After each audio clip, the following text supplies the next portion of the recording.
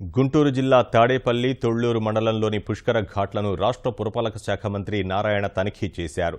సీతానగరం పుష్కర స్నాన ఘట్టాలు పరిశీలించిన మంత్రి అక్కడ జరుగుతున్న పనుల తీరుపై అసంతృప్తి వ్యక్తం చేశారు. టైల్స్ విషయంలో సందేహాలు వ్యక్తం చేసిన మంత్రి పునర్నిర్మించాలని పుష్కరాల ప్రత్యేక అధికారి రాజశేఖర్ను ఆదేశించారు. పనుల ఆలస్యంపైన మంత్రి అధికారులను నిలదీశారు. సమయం సమీపిస్తుంటే పనులన్నీ కాంక్రీట్ దశలో ఉంటే ఎలాగని ప్రశ్నించారు. పుష్కరాలకు నీటి సమస్య లేదన్న మంత్రి పట్టిసీమ నుంచి ఆశించిన రీతిలో నీరు వస్తోందని తెలిపారు.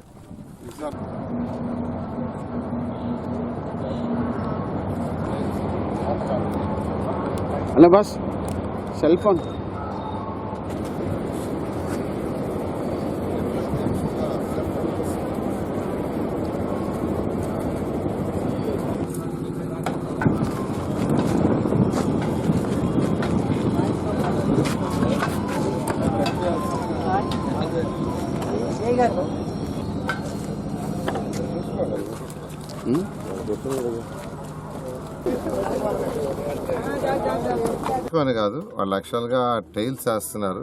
ఆ టైల్స్ అలైన్మెంట్ అది సరిగా లేదనేది యాక్చువల్గా గుర్తించడం జరిగింది. దాని మీద అధికారులకు చెప్పాం. వాళ్ళు ఇమీడియట్గా యాక్షన్ తీసుకొని అలైన్మెంట్ అంతా సరి చేస్తామని యాక్చువల్గా చెప్పడం జరిగింది. సీతానగరంలో పనులు కొద్దిగా ఇంకా చేయాల్సింది ఉంది.